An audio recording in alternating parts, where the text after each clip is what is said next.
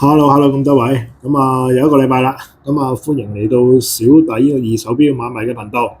咁就今次集咧就都係四金四角。講之前咧就麻煩睇睇嗰個右上角。撳幾個掣就好簡單嘅啫。幫手。一隻寶璣嘅 Type XX 嘅一個批預售啦。好多時喺出邊咧都會見到呢啲錶噶啦。都要再講多次嘅。39mm 就係光學嚟嘅。一個非反計時嘅自動錶嚟嘅，一個可以雙向轉嘅外圈啦。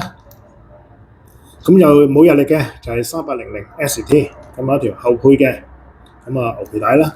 物底嘅設計，582，機芯，Power Reserve 就48個鐘，一條後配嘅牛皮帶啦。就一個就係原裝嘅呢個接口咁樣嘅。收下計時先啦，操作好簡單嘅鎖把嚟嘅，扭下去，因為冇日曆嘅關係咧，就得一格嘅啫，就咁校時間。依塊咧就係 T 面嚟嘅，啲熒光啊同埋啲點咧已經全部黃晒噶啦。數手指 T 頭咧都應該掂住30年錶噶啦。不過呢隻錶咧個面嗰度咧就有啲氧化嘅，有啲白點咁樣嘅。你正面睇唔出嘅，你可能打側啊或者陽光底下即係落放大鏡咧先會見到白點嘅啫。呢啲白點係天然氧化嚟嘅，唔係話有人搞過，就唔影響隻錶嗰個操作同埋運作嘅。如果大家唔嫌棄話有少少瑕疵嘅咧，呢隻錶其實咧就平平地處理咗佢啦，就係27,800齋錶一隻。上個手係咁樣噶啦。齋錶一隻，如果唔嫌棄塊面氧化咗嘅，就平平地出咗去就算啦，27,800蚊啫。第二隻啦，勞力士切尼尼嘅 Dionysos， 就型號4243 BIC 雙色金嚟嘅。而家見到呢個殼啊同埋個底蓋咧，嗰啲係白金嚟嘅。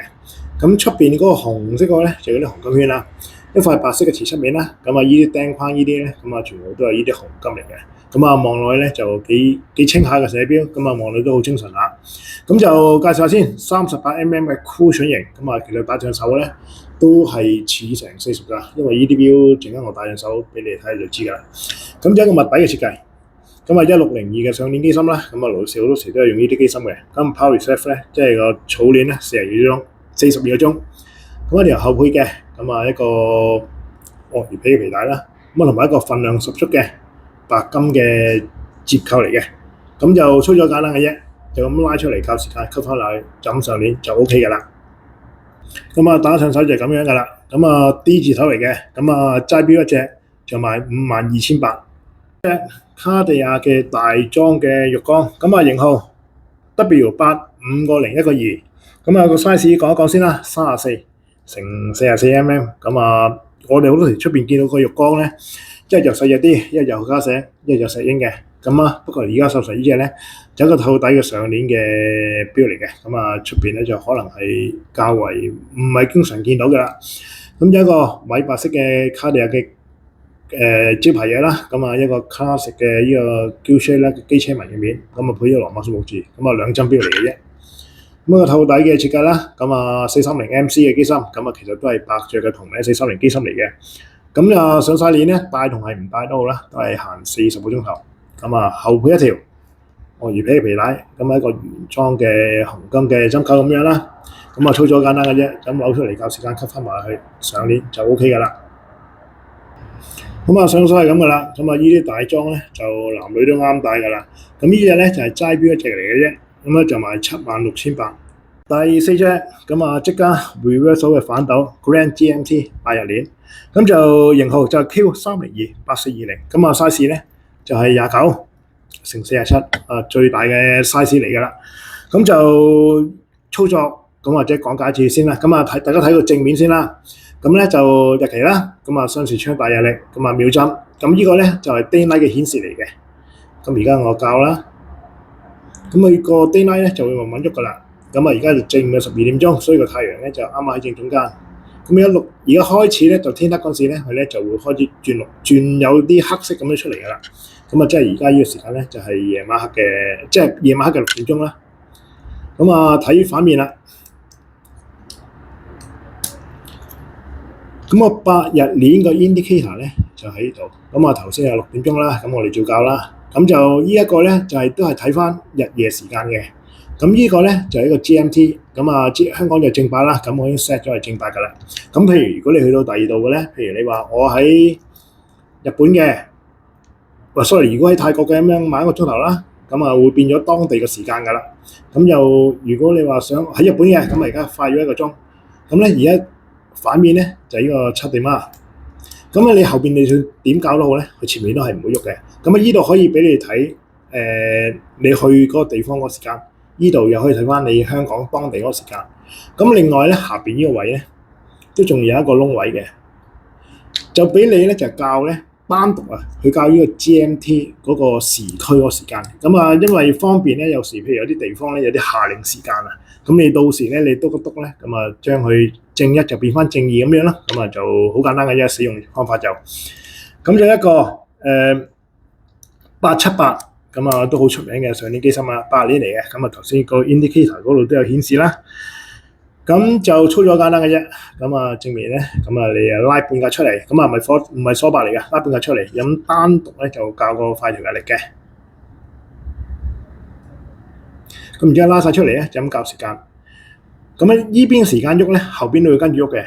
如果問題就係如果你撳呢啲掣咧，校後邊嗰啲時間咧，前面呢個時間就唔會喐嘅。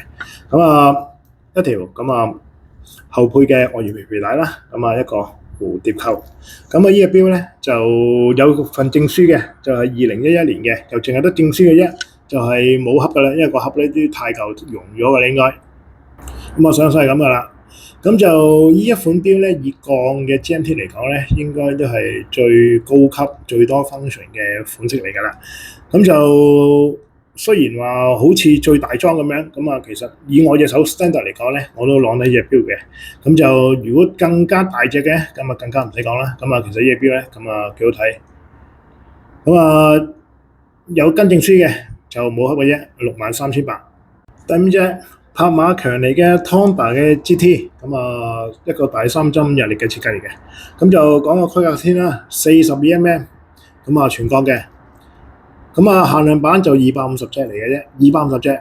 因為而家好多錶咧都唔會寫個單獨嗰個限量版個編號因為驚啲人揀晒啲8啊、3啊嗰啲4全部留翻晒喺度，冇意思。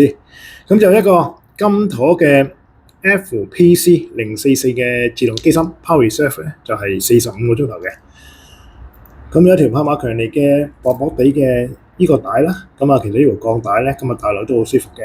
撳掣就開嘅，帶頭嗰度側邊咧都有拍馬強尼個 logo 嘅。咁就呢個唔該，講個型號，咁就係太長啦，講前面先啦 ，PFC 910。操作簡單嘅啫。拉半格出嚟咧，就單獨就調個快調日曆啦。拉晒出嚟，咁就校時間咁樣嘅。個細3針咧就喺60位呢度啦。都係屬於一個分段型嘅啦。而家長嗰支針咧去到60咧，咁短嗰支針咧就會翻返嚟由00嗰度開始㗎啦。咁就一個好靚嘅黑色嘅金字塔紋嘅膠書面啦。其實類似有啲公司丹頓咧 Oversea 嗰啲咁嘅面嘅。不過佢咧就係比江詩丹頓我覺得做得細緻啲嘅，細粒啲嘅，江詩丹頓咧就做得大粒啲，所以個立體感咧咁就冇，即係嗰個立體感就強過呢一塊嘅。其實而家呢一塊咧打側睇咧，其實塊面咧都已經做到好靚噶啦，加埋一個外圈有啲錢幣紋咁嘅 design 啦，其實寫錶咧戴手上嚟咧都非常之唔錯嘅。呢隻咧就係2021年嘅 full set 嚟嘅。賣68,800，上身係咁樣噶啦。而家呢隻錶咧，我戴咧都可以攝到一隻手指入去嘅。就仲有一格剩嘅，成隻錶大概個腕周咧就係掂住19個 cm 度啦。一般嘅人咧都應該可以冇問題戴得到噶啦。隻江詩丹頓嘅 Historic Ultra Thin 嘅呢個1968。呢款錶咧就係致敬款嚟嘅。嗰時喺1968年咧，就江詩丹頓咧就第一隻咧出嘅超薄嘅自動錶。呢隻咧就係之後嘅復刻嘅致敬款嚟嘅。個型號咧就係太長啦。up 前面先啦，43043 R 黃金嚟嘅，2針嘅自動錶嚟嘅。個 size 咧就係42×35。就一塊銀白色嘅面啦，都好簡潔㗎啦。因為2針嘅關係啦，有一啲金色嘅 index 啦，咁啊都係金針嚟㗎啦。咁就佢呢個錶咧，咁啊之後出翻啦，就當然唔係之前嗰隻咁，之前嗰隻係細好多嘅，咁啊呢隻大翻好多啦。咁啊個厚度咧就係5.5嘅 mm， 即係以一個自動錶嚟講咧，咁啊加埋個機芯，加埋個自動舵，加埋個軸咧，咁啊做到呢個 size 咧，其實以嗰陣時嘅工藝嚟講咧，算係非常之好㗎啦。咁有一個鄭利發燒嘅，咁啊雖然物底嘅啫，佢裏邊咧都係用一個日內亞1120嘅自動機芯，咁啊上鏈咧就40個鐘頭嘅 power reserve 嚟嘅，咁有一條咁啊後背嘅外圓皮帶啦，咁就一個紅金嘅針扣，咁啊操作簡單嘅啫，拉出嚟就咁校時間，吸翻落去就得㗎啦。咁啊因為唔係鎖把嘅關係咧，咁啊所以呢啲絲紋錶咧，咁啊防水嘅程度咧就係麻麻地嘅啫。咁啊大家咁啊帶住洗手咁樣嗰啲都冇問題嘅，你唔好帶沖涼就得㗎啦。咁就呢隻錶咧就有個盒，就有張上行紙嘅，就冇證書。咁咧就係賣73,800。咁啊打上手就咁㗎啦，一隻非常之簡潔嘅金錶。咁啊超薄嘅，咁啊2針，咁啊所以望落去咧就係比較沉實少少嘅一隻錶。第7隻寶璣嘅 Tradition， 咁啊一隻識別度相當高嘅一個寶璣錶嚟嘅。咁啊基本上離遠見到咧，都一眼睇得出咧，呢個係個寶璣嘅錶嚟嘅。咁就型號7057BB，咁啊大 size 嚟，呢個40mm。咁啊我哋通常喺出邊見到咧就7027啦，37mm就比較細啲嘅。咁啊基本上咧，不論大細都好，咁啊其實都係呢個設計嚟嘅。咁一個全噴砂嘅 skeleton 嘅機芯啦。咁啊一個好細嘅面，咁啊個面咧偏心做，咁啊個面嗰度咧都有做啲膠出啊機車紋咁樣啊，做得好別緻嘅。咁就另外呢一個位咧就係一個好出名嘅，咁啊降落傘嘅避震器啦。咁咧就其實咧呢一個擺嚟呢個位咧，咁啊其實可以當秒針睇嘅。咁啊因為好多時有啲錶咧，我睇佢喐唔喐咧，咁啊其實睇個秒針嘅啫。咁啊呢個可以當佢睇個秒針咁睇咧，喐緊即係隻錶喺度喐嘅。咁一個拉停嘅裝置嚟嘅。咁啊 hacking second， 咁啊校時間嗰時佢自己會停㗎啦。咁而家呢個位咧就係一個 power reserve 嘅 indicator 嚟嘅。咁啊一個507D RI 嘅機芯，咁啊 power reserve 咧就係50個鐘頭。咁而家我上鏈嗰時咧，咁啊其實咧嘅 power reserve 咧，佢啲針已經喐緊㗎啦。左手邊冇鏈，右手邊 full load。咁啊調翻轉頭咧，上鏈咧，咁啊其實大家可以睇睇呢個位。咁啊上鏈嗰時咧，其實呢個位咧都會喐嘅。咁你大家可以 feel 到咧，佢已經喺度收緊翻嗰個發條股㗎啦，即係已經係上緊鏈。咁呢個咧都係個 indicator 嘅。咁啊呢個勾仔咧，咁啊同前面嗰個咧，咁啊一模一樣嘅。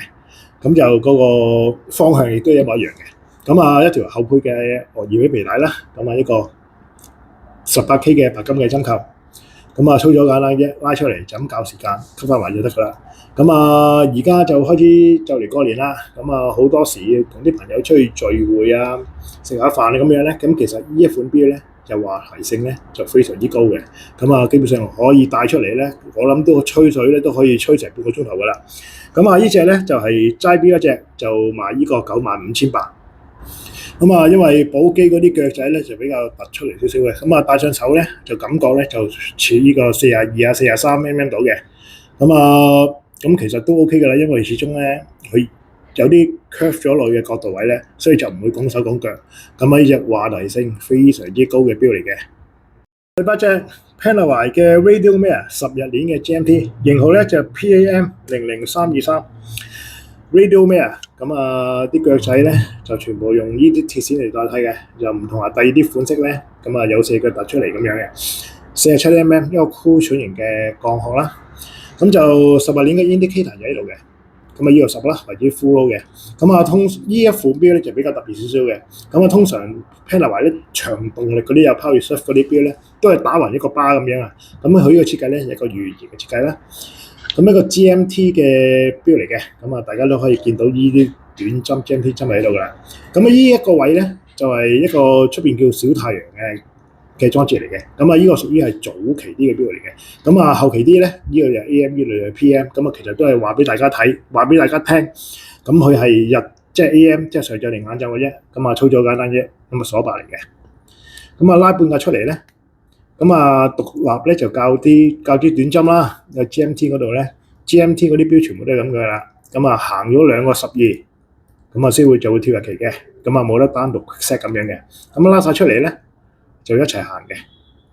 咁啊你即係變咗可以用個短針嗰度校嗰個獨立嗰個 GMT 咁樣啦。咁啊到時鎖埋就 OK 啦。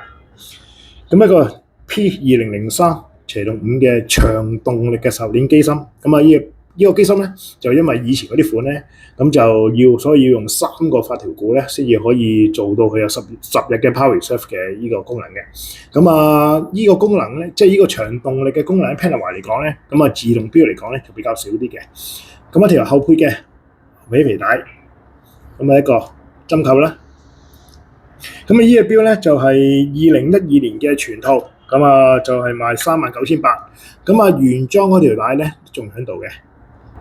咁啊上個衰就咁樣噶啦，47mm。8隻錶咧就介紹完畢噶啦。咁就如果有興趣嘅朋友咧，就可以 WhatsApp 我先嘅。咁就如果就想再睇多啲相嘅，咁啊我公司嘅頻道咧，咁啊下邊有我嗰個船錶拍賣嗰個連結嘅。咁啊基本上每隻錶咧，我都有8、9張相咧就擺喺度嘅，就大家可以慢慢睇。咁就如果譬如有時想過嚟睇錶嘅，咁啊如果喺門口咧見唔到咧，咁啊你麻煩你咧就入嚟問我哋啊，因為我哋擺出去出邊咧嗰啲錶嗰個櫥窗嗰位咧有限嘅啫，有時啲錶咧我哋就擺埋喺裏邊嘅。咁就如果你出邊見唔到有咧，就唔代表賣咗嘅。咁啊當然啦，嚟之前 WhatsApp 下我，咁啊最穩陣㗎啦。咁啊依集完，下集見。